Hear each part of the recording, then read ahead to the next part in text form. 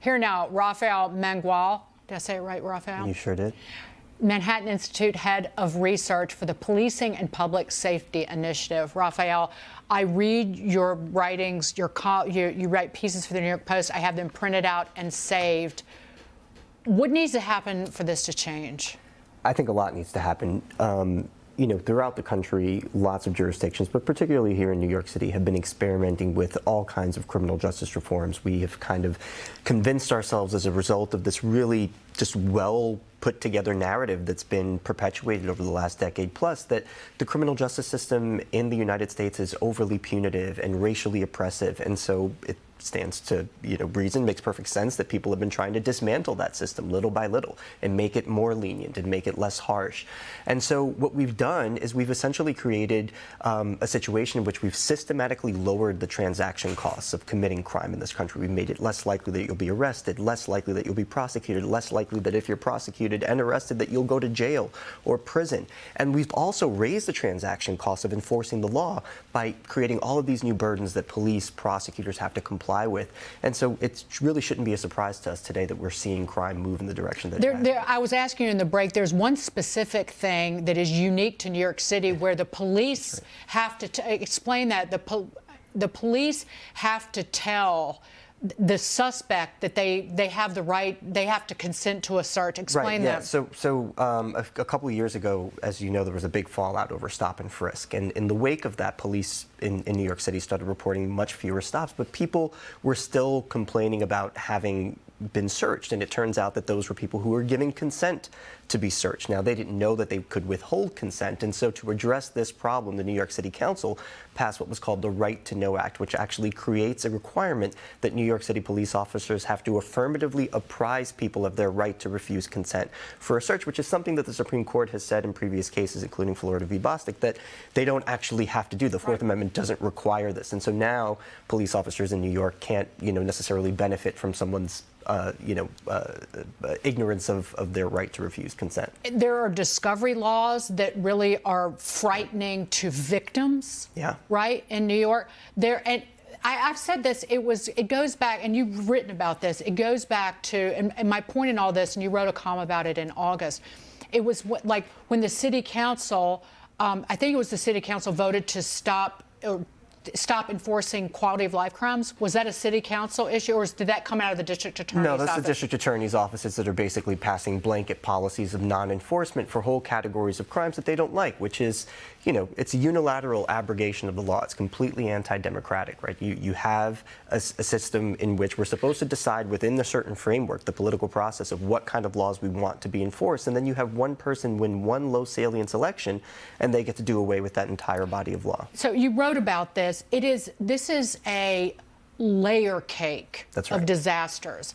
It started years ago. It's one thing layer on top of another on top of another, and then it's coming on 3 years. The bail reform law that was passed by Andy Cuomo and the Democrats, and that is the most restrictive on judges, is it not, in the entire nation? It is. New York State is the only state in the union that prohibits judges from considering a suspect's dangerousness in all aspects of pretrial release. They can't decide whether or not to release someone on dangerousness grounds. They can't even decide to place certain conditions on an individual's release on that basis. The only thing that judges in New York can consider is whether or not there's a risk that somebody will not return to court, which makes New York really unique in that respect, which is one of the reasons why I think the bail reform here has been such a disaster.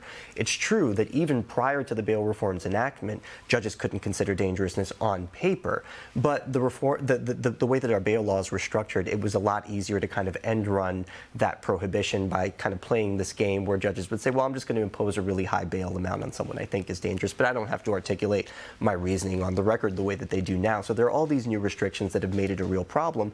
And, people like to say, like, oh, well, it hasn't made crime worse. There's no data that shows that it makes crime worse. That's nonsense. There is plenty of evidence of this. And to me, the biggest piece of evidence is the fact that between 2019 and 2020, you saw a 25% increase in the share of total arrests and the share of violent felony arrests in New York City constituted by people with open cases. It's exactly what you would have expected to see if bail reform made it worse. And we actually now have the Attorney General of New York, who's running for re-election, election, Tish James, Letitia James, saying, she said it was in a interview that she did a few days ago, we need to address a wide range of issues, including but not limited to looking at bail reform. Stop talking about it and do something about it. Is she serious? Are they going to finally fix this? Because this is, I say it over and over again, this is not just a New York problem. This is a nationwide problem. Because if you have liberal elected officials, whether they're the governor of a state, the mayor of a city, the attorney general, a district attorney, they will rain down this violence on your community because they will follow the same procedures and process and path to chaos. Yeah, I mean, if she is serious about this, and I suspect that this is just her feeling the heat based on the fact that her election is getting this close, but if she's now serious, I do think that it's sad that it took, risking her, electoral prospects to get her to change her mind, and not the violence that we've been seeing on the street increase so much in New York City and other parts of the state. That's really what should be driving these concerns. We should care about public safety. We should care about the vulnerable communities that are bearing the brunt of crime in this country, and that means that we need to really reconsider this experiment with the lives of people who live in places that most of these Democrats wouldn't dare send their kids to school. Well, the experiment is based on coddling the criminal and allowing law-abiding citizens and victims to suffer. Right. That's the entire foundation of this experiment, and it was pretty clear from day one. And very clear if you read Rafael's columns, which you've been writing about this for years. Thank you so much. It's great to see you. I'll see you again soon, I hope.